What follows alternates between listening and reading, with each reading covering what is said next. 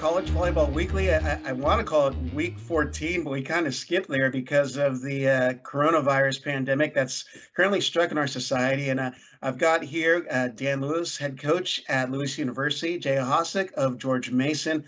Thank you again for taking the time because so much stuff has happened, even though volleyball hasn't really been happening here in the USA and, gosh, for the world for that matter. So a lot of things going on. Before we jump into the main part of our content and our discussions, I want to just finish up with the conference final records and to see who the top teams were in each of the conferences. Then we'll go into our discussion. So Conference Carolinas, Barton took first. They were undefeated in conference play. King second at 7-2.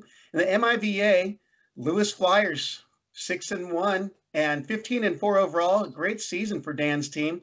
Lindenwood shocked the MIVA with a 4-2 record, and we're in second place, 11-8 overall. And the EIVA, Penn State, dominant again at 7-0 in conference play, 11-8 overall. Princeton in second, 7-2, and then George Mason finished at 5-3 with a 10-7 overall record with a roster from Craigslist for the most part due to injuries.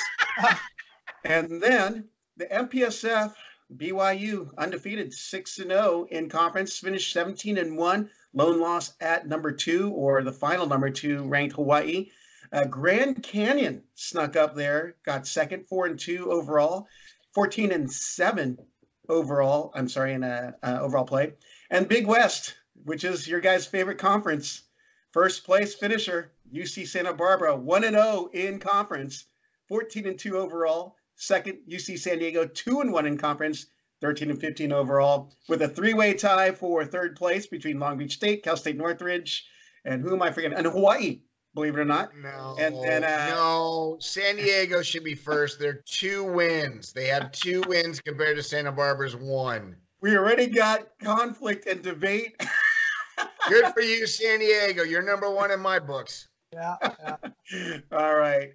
Well, hey, let's talk about some of the current events in NCAA Division I, II volleyball. Particularly, let's jump over to the NCAA. I just was given some knowledge this morning by Dan here about some NCAA issues that I was not aware about, but they're pretty significant. And both Jay and Dan, why don't you talk about what's happened, what we discovered, and the new news that's happening in the discussion in the NCAA meetings.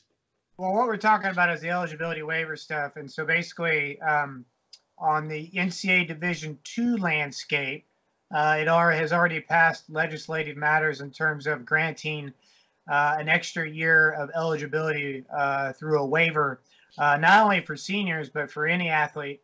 And then the scholarship piece with that is that you can go over your equivalency. So like men's volleyball is 4.5. So next year you can go over that for just 1 year. So let's kind of break that down into 2 pieces for Division II right now. So what that means is so next year I've got a senior that wants to come back. It's on that institution to how much they're going to scholarship them in terms of what they want to do with that athlete. And that's for any spring athlete, men's volleyball, baseball, softball, anything lacrosse. And then, so let's say I've got a sophomore or junior that wants to come back for that 5th year or 6th year, depending on what it is, if they've registered already. They can come back, but that scholarship has to be within your 4.5. So the only year you can go over is next year in terms of that stuff. And so I think you saw that pass on the Division II landscape, basically because on the financial side, they're tuition-driven schools in terms of amount of people. So if their rosters are a little bloated for a year, and they're making some money, and they're certainly probably not going to give full rides to all these kids, the school ends up keeping kids on campus, makes some money, and certainly in this type of turmoil is a good thing. I think you flip over to Division I, who ultimately is having a vote today, and everything that I've heard is that they're leaning away from giving that year of eligibility.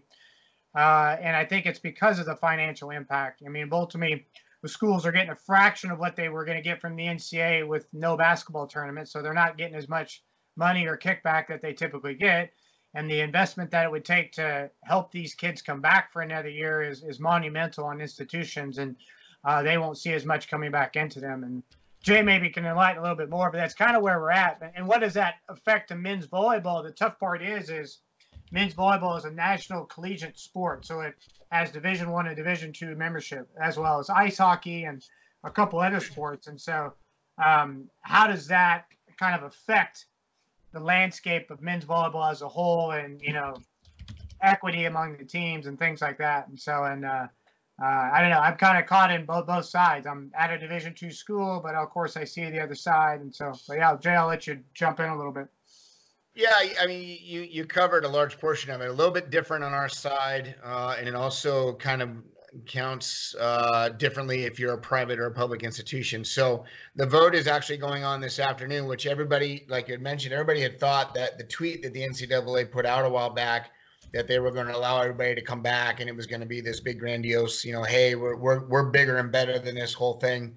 That actually was never solidified. It was just discussions. And so the challenge that everybody's looking at is obviously financially, and then, you know, just logistically, how's it all going to look? So at the moment, what they're talking about is they want to give the seniors their last year go around if they can. There's still discussions on whether or not juniors, sophomores, or freshmen are going to be able to have an extra year because it didn't impact them as much. It may impact a program if maybe you were a guy who has been working for a few years, you were going to go be the guy at your position next year, and then all of a sudden the other guy comes back who was a two-time All-American. Now all of a sudden you're like, well, now I don't get my shot to be the guy. That could all be discussed within each program. But what they're talking about financially is that let's say, for example, a kid is given a 50% scholarship to go to his school. Your school can, depending on their financial backing, give up to that same scholarship amount for the next year only. So if you get 50%, your school on their discretion can give you up to 50% for that following year. Now, the rest of the money obviously has to come from the student athlete or through loans or whatever they want to do. But that's how they're looking at it from that standpoint. If you're a private institution, you probably got a pretty big endowment, and you might be able to get away with being able to bring up that money a little bit more easy than per se if you were a public institution. Public institutions not only depend upon enrollment, but they also get money from the state governments. Some schools have larger grants given to them where others don't. That's where now the rubber's going to meet the road is, are we going to see equality across the board? Whereas the Penn States of the world can look at it and go, hey, we've got the money, we'll be able to move forward. It's not a question. But then you look at some smaller state schools, and all of a sudden they're not able to give that much money. Maybe a Long Beach State, or maybe a UC San Diego for that matter. I'm just throwing out a couple names. I don't know their situation. I'm just throwing out different names. The other thought process is what did your school spend in terms of its yearly budget? So most schools are a zero-sum budget at the end of the year. You have to spend what you're given, and then you move on to the next budgetary cycle. If you only spent a certain amount of your budget money, now you have money left over, so to speak, that you can use for other things. And the universities are looking at that as an option to be able to help offset the balance of what money they're getting from the state. So, for example, if I spent half my budget this year, which is pretty close because I didn't do much traveling, now all of a sudden that money that we didn't spend that was earmarked for this year for the remaining of the season, I might be able to use, per our athletic department and schools discretionary decision, to use that money to help offset and give scholarship money back to the guys that are supposedly wanting to come back next year. So that's kind of where we're at from the Division I standpoint. I think it's going to be interesting to see what the top Division I and what the top Division II programs can do versus everybody else. I don't think there's going to be equality. I think that's going to be a major concern for some people. I think there's some smaller schools that are going to be left in the lurch because they won't have the access to be able to give a kid a certain amount of scholarship money to come back the next year. And so that money's going to come on that kid's own dollar. Where it's going to affect is going to be like places like the Conference Carolinas or lower end Division II programs that really don't have the budgets that the larger Division I, larger Division II programs have. And so you get these kids that are given a lot of money to come play, in some cases full rides, and now all of a sudden they won't be able to afford that. So I think those schools are going to pay dearly because they're not going to be able to bring back their big players. That's just my take on that whole thing. So it's an ever fluid environment. It's going to change probably over the course of the next week or so a little bit differently, and it'll make some adjustments or some changes. But that's where we are right now, at least from the Division I standpoint. Wow. Anything else to add, Dan? I mean, you gave us a lot already, but that's a lot of happenings just in the short time that we haven't been in action, given the unprecedented events.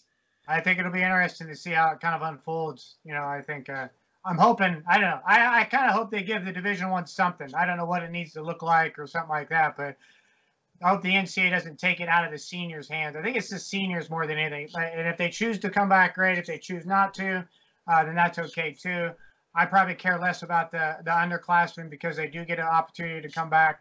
But I hope they give the seniors an opportunity to make that decision on their own terms. You know what I mean? So yeah. I read a comment the other day that, hey, that's life. I'm like, well, I get that. And there is no control sometimes over things that happen, which we're all in right now. But I also think that when you do have control sometimes, maybe money doesn't leverage everything when it comes to big sports. Do you know what I mean? And so maybe there's like, hey, we can look at this a little bit and give some, saying those seniors saying, hey, maybe I do want to come back if I want to spend my money or things like that. You know what I mean? In terms of that. So.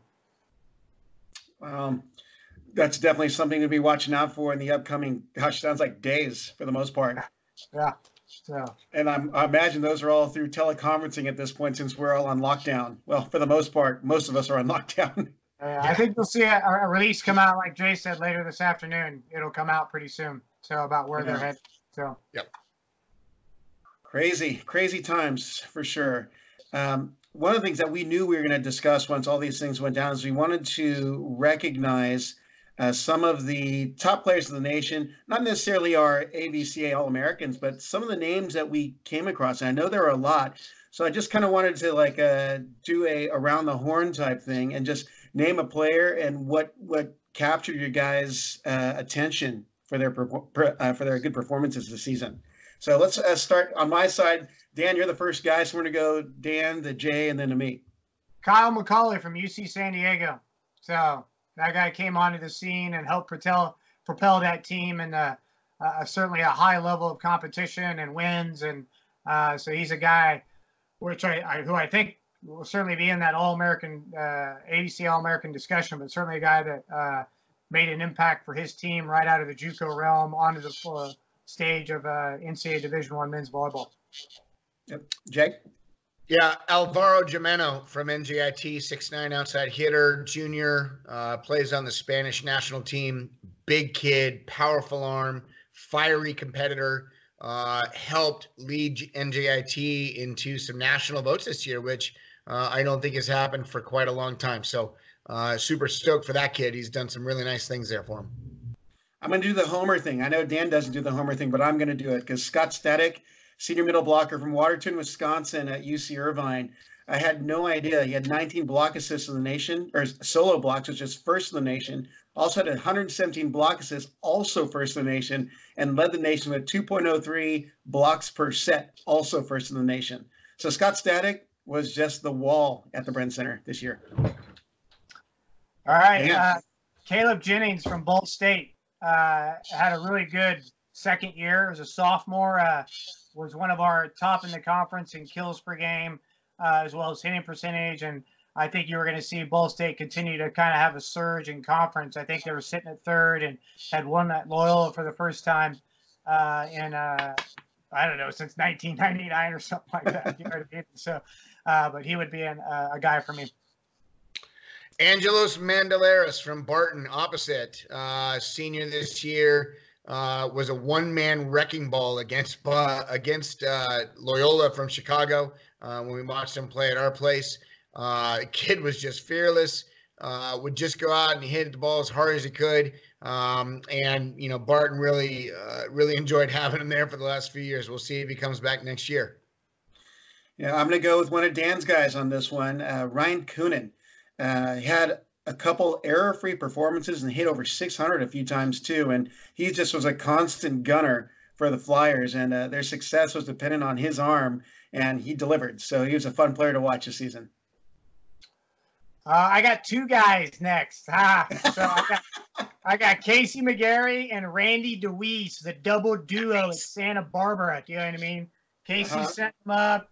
Randy moving into a pin position, and those guys had continued to elevate that team to a pretty high level. I was excited to see how those guys were going to finish out and see where they were going to be at. So I don't know. I think they're both seniors too, right? So I don't know.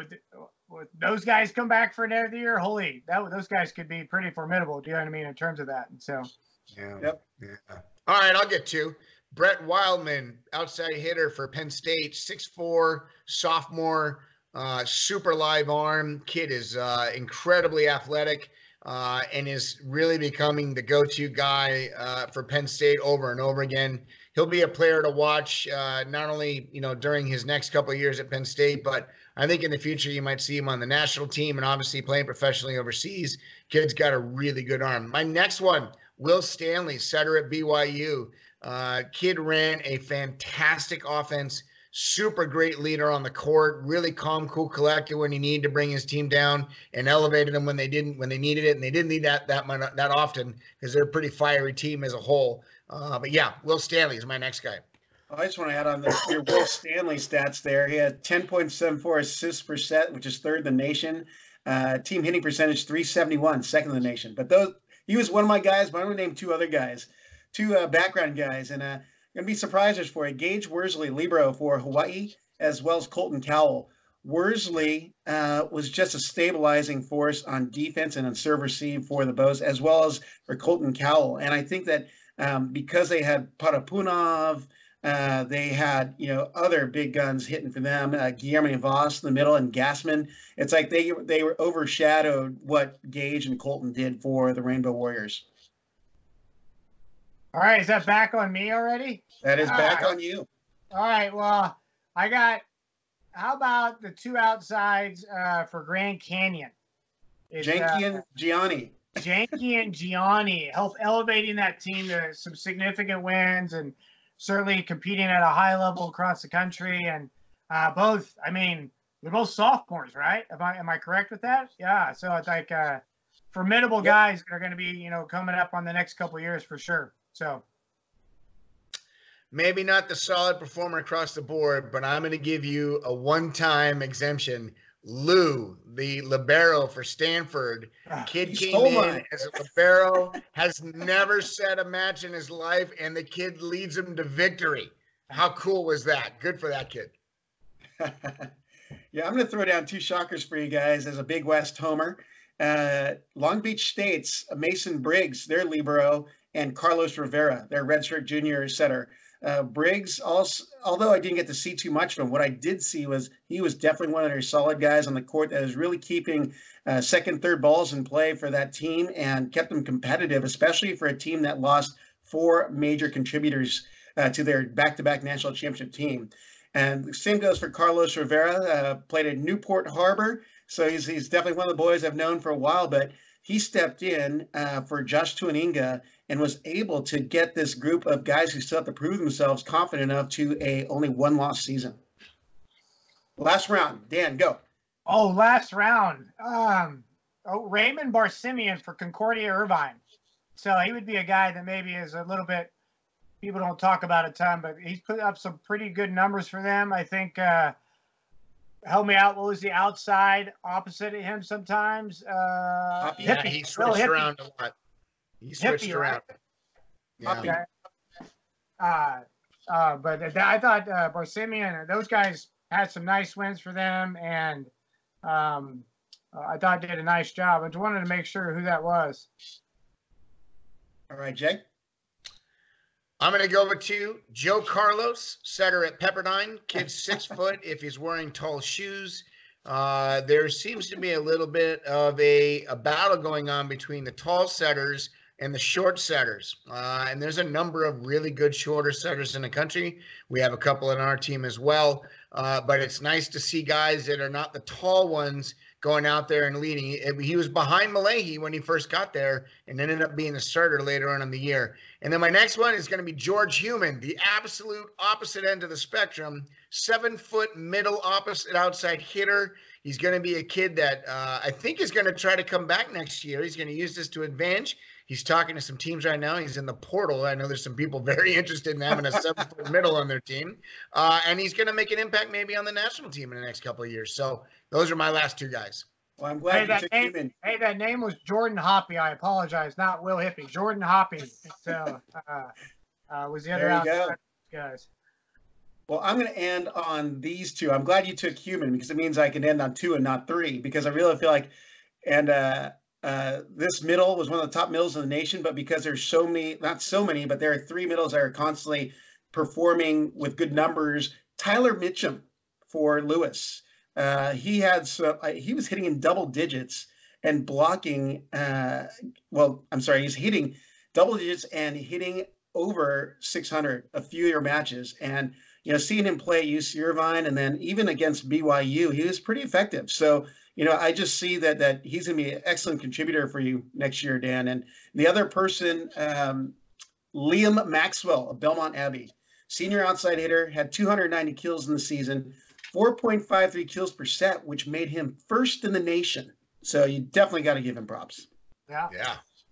So there's a good rundown of all the guys who we could be seeing on the AVCA All-American list. And I think, Dan, you're going to talk about where they're at in the process for that here in the next few days, weeks. Yeah, so basically I can kind of a little bit of the time. The guy we didn't mention is Gabby, just so everybody knows. Oh, well, that's that wasn't obvious, though. Yeah, I know, but we got to give the guy some love. He was one of the best players in the country. Do you know what I mean? He gets enough love as it is. And Davide Gardini, we got to mention him too. So, So anyway, the timeline. So basically, the good thing is that I think almost all the conferences are doing conference accolades. First team, second team, things like that, which is really good. With that going down, it adjusted the timeline a little bit. I think basically you're going to have the All-American announcement come out Tuesday, April 21st, followed by Coach of the Year, Assistant Coach of the Year, and then Player of the Year on April 23rd. So we got a little bit of time before that stuff, but I think like our conference is doing theirs this week. I think the EVA is doing theirs this week as well, and I think that's going to be followed by a couple of the other conferences in terms of that stuff. So it'll be great that we're recognizing these, a lot of these guys had, whether it's 2/3 of a season or not, and they had a great year and did some really good things. And so I think that's great that we're doing that. Well, we are. So you're looking at potentially within the next 2 weeks, and it sounds like at least is that I didn't hear the day. It may have gone out on my end. April 21st is the All-American announcement. Yeah. So now I'm curious on your guys' takes, being coaches and pretty immersed in the game, but there's been chatter on certain boards that there shouldn't be player recognition in a shortened season. What are your guys' thoughts on that kind of a statement? I'm strongly the other way, and here's why. Okay, because you talk about 2/3 of the season. What about the other 5 months or the other 2.5 years that kid put in? So if you sit there like, oh, it's just a couple months of the season. Well, hey, there's a freshman that's been working 2 years to become a junior, who had the opportunity to make an impact this year that we're not going to recognize, and he was having some great numbers and doing some great things. I don't think that's what you should be doing. That's not what we're here to service the student athlete, and we can't control this thing that happened, this huge thing that's in front of us right now, but we certainly can control the fact that I can recognize that kid for the work he's put in for the past couple of years and say, hey, here's a little bit of recognition for you. Do you know what I mean? And that's why I feel so strongly the other way in terms of that. I think when you're trying to name a national championship on a voting poll, that's a whole lot different. When I'm looking at stats and I'm comparing stats here and stats there, I can do a lot better comparison on that than I can just voting on my opinion on what a record is in terms of that. I couldn't agree 100% more. There's literally no reason why you shouldn't acknowledge the student athletes for the work that they put in. Dan nailed it. Whether it's the 2.5 months of season or it's the 2.5 years of the time you put into the program, all the countless hours that you've gotten up to go work out and strength and condition, the whole 9 yards, and all the academics you had to put up. But there's just no reason why you shouldn't acknowledge the players that stood out up to this point. I mean, could it have changed? Maybe. I know some of these conferences are naming players of the year and freshman of the year. Those could change, but you're not talking about what could be. It's about what they've done so far. And I agree with him. Naming a champion, a national champion, back in the day when football used to do this, it was archaic and it was stupid because there's always an argument and somebody could always tell you, well, what about this win against this team? And what about this win against that team? And everybody had different schedules. Championship should only be named with a match. That's the only way it should happen. How you get to that point can obviously be debated. But I absolutely agree. Let's give the kids the recognition they deserve. Leave the national championship debate for people who want to talk on Volley Talk. There we go. The gavel has sounded. So, hey, we've gotten all the big serious topics out of the way. We're gonna have fun on our next one here, and this is actually at the suggestion of Jay here because he's Mr. Good Time. Right? Dan is Mr. Details Magazine and GQ Magazine, so I just trying to usher them in control here. But we're gonna do this thing, and it like PTI or pardon the interruption on ESPN. I'm gonna throw a couple statements down. I'm gonna have our coach's name or state the first thing that comes to mind when I say the particular topic or sentence. Okay. We'll go with Jay first this time because we went to Dan last time, and Dan's like, "Oh, please don't do me first again." So, are you ready? Yep. Breakthrough Player of the Year, Jay. Kyle McCauley, UC San Diego. Kid came out of nowhere, and all of a sudden he's on the national scene as one of the best players in the country. And how nobody else recruited him, I have no idea. I never even knew who this kid was. So Travis Turner. To you, kid. Dan. Liam Maxwell, Belmont Abbey. Leading the country. Oh, wow. There you go. Yep. So that guy did a nice job and was really helping that team perform at a high level. So. All right. Top D2 player. Who's first? D2 player, a Division II player team. Who's first? Oh, you are. We're going to you. You're first. Ryan Kiernan, without question. Kid's 6'9", built like a truck. Touches, I think, 15 feet the last time Dan did a measurement on that guy. He's got a cannon for an arm. You're going to see him play overseas, if I'm not mistaken, in the next couple of years, and he might even be a guy in the national team you might see. Real good player. Top D2 player in my eyes. Ryan Kiernan. How would I not say that? You know what I mean? I want to put you. I was hoping you'd say TJ Murray, just so you can drop his name. Hey, you dropped his name, so we're okay. I don't have to drop his name today. So, Tyler Mitchum. I'm just going to name him. Do you know what I mean? The guy's hitting 505. Actually, who I need to mention is Kyle McCauley. San Diego's still Division II right now. One more year. This was the last year. So, he was the guy that's up there right now versus Division II athletes. The other guy that we got to make sure we mention is Jay. Is it Mandelaris from Barton? Yeah. So that guy's a force to be reckoned with. You know what I mean? He's a real good player. So certainly impressed with him this year. So. Yeah. All right. EIVA Player of the Year, Jay. In my eyes, yep. Alvaro Gimeno. The kid is not only a one-handed warrior that he's just literally going out and dominating teams by himself. He's got some players around him, obviously. Don't get me wrong. But, man, you want to get a kill, they just chuck the ball up to that guy and go, hey, go get us out of trouble. And sure enough, he does it. So he hit 600 against us. We still beat him. Taking that little thing, we still beat him. But the kid hit over 600 against us, and we're not a bad blocking team. So that's my call for EIVA Player of the Year. Wildman. Brett Wildman from Penn State. I don't know his numbers. They're not in front of me, but that guy certainly was helping them propel to a league-winning team this year, do you know what I mean, in terms of that. And I think he's still got 2 years left, right, Jay? Yeah, don't remind me. Brett Wildman. So, yeah. All right. Well, we're on the Conference Players of the Year. Big West Player of the Year. Jay. I'm gonna go with Parapunov, only because he's been a guy that they can lean on a little bit more often than not. And I know he had a bad night his first night against BYU, but came on the next night. He's been doing that pretty steadily all year long. You can go a few different directions with this one, but I'm going to go with Parapunov as my choice. All right. Yeah. Kyle McCauley. How many times can we say his name in this podcast? You know what I mean? So, yeah. All right. Next one. MIVA Player of the Year. Ryan Kiernan, in my eyes. The guy led the charge and helped that team be the juggernaut that they are. And so he gets my vote for MIVA Player of the Year. Can I vote for? This is the one format where I get to vote for my own guy, Ryan Kiernan. Yep. You know what I mean? Yeah. So TJ Murray. TJ! He's probably watching right now, just so you know. Nice. All right. Carolina's player of the year? Conference Carolinas.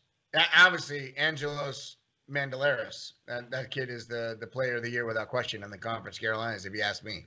Yeah, I'm right there with you, Angel. Yeah, he for sure would be the guy. So. All right. Favorite independent team mascot? The rail. Is it the rail splitters? Rail splitters. See, we both said it. Yeah, it's a rail splitter. Rail splitters. How cool is that name? And I thought you would have gone with Urbana Blue Knights, but and my favorite independent player, Evan Corey, from those guys from Lincoln Memorial. That guy's a stud. The guy can play beach too. Really, really good player. So nice. Yeah, I'll just add on that he likes a nickname I gave him, the Bayou Bomber or the Cajun Crusher. Oh, wow. So he's a New Orleans kid. Yeah. Those are great WWF names.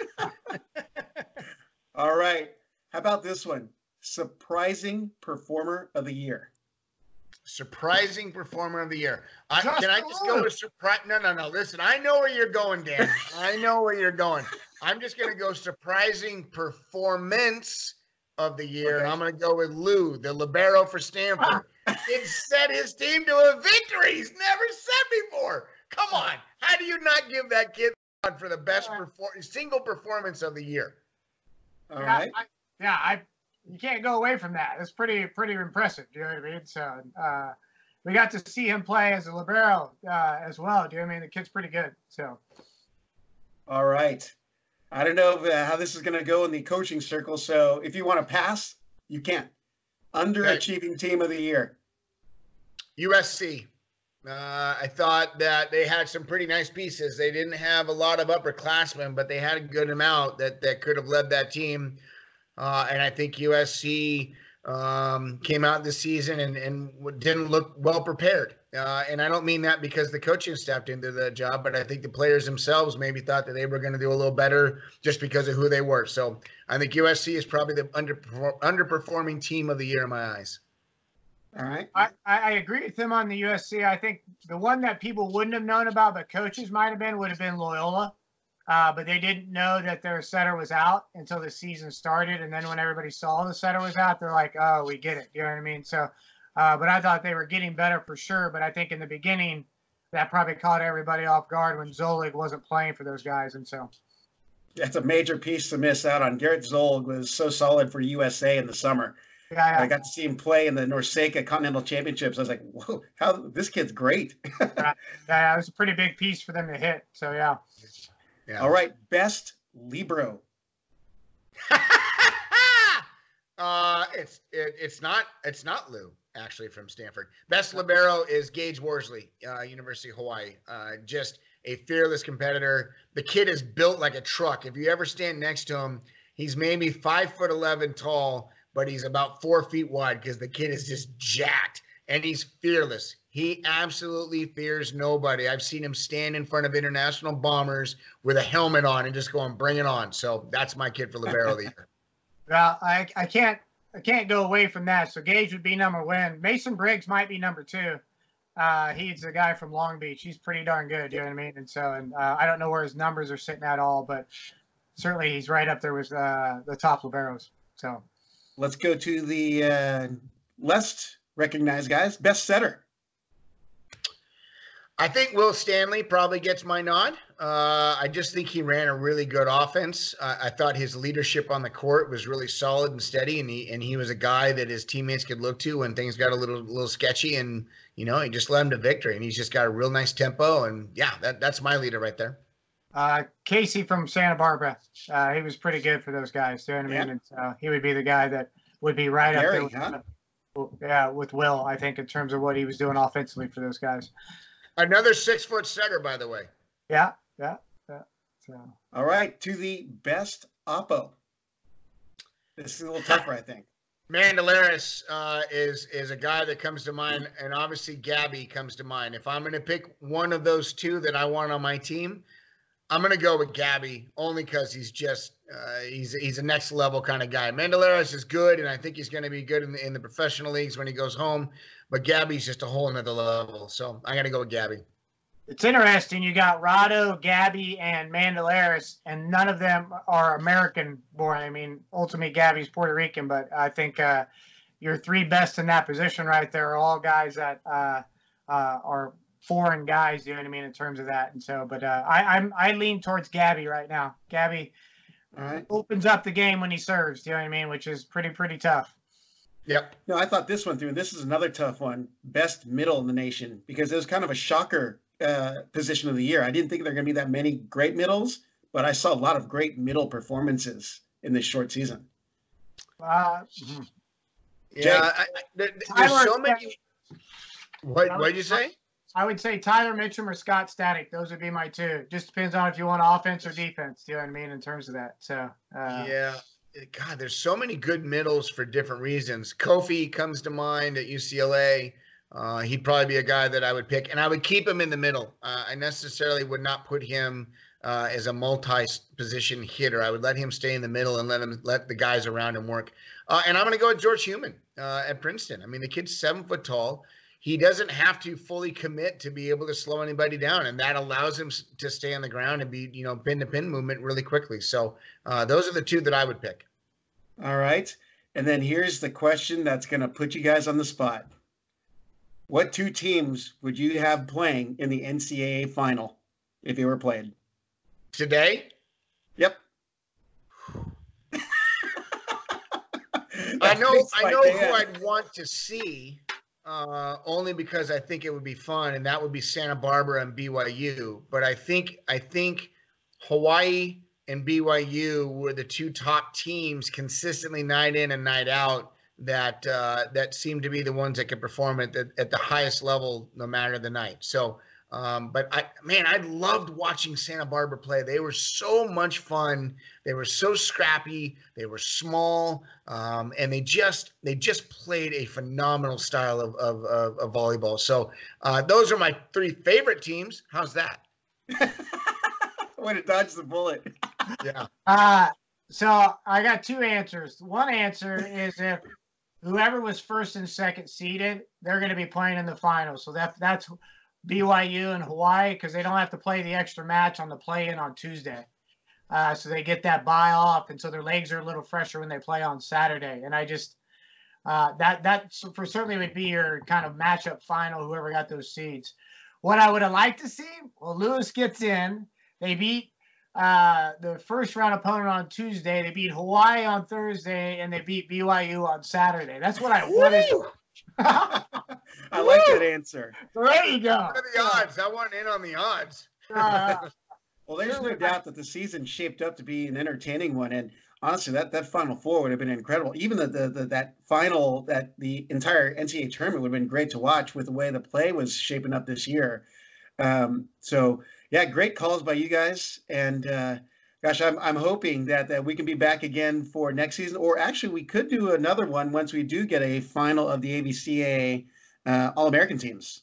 So at the wrap up, I think that'd be good. Just at the end when all that stuff comes out, maybe in 2 or 3 weeks. So, yep, 3 weeks. So we can start developing our arguments why people didn't get on.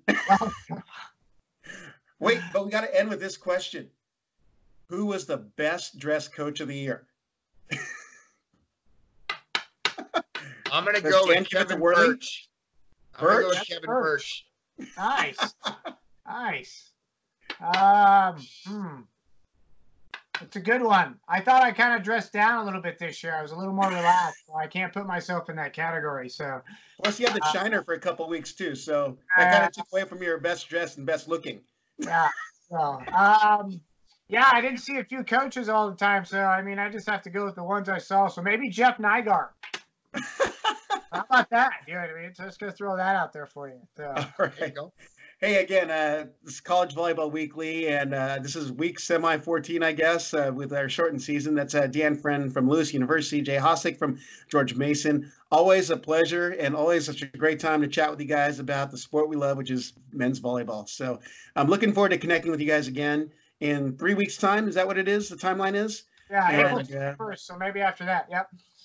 Sounds good. All right, gentlemen, thank you again. All right, thanks.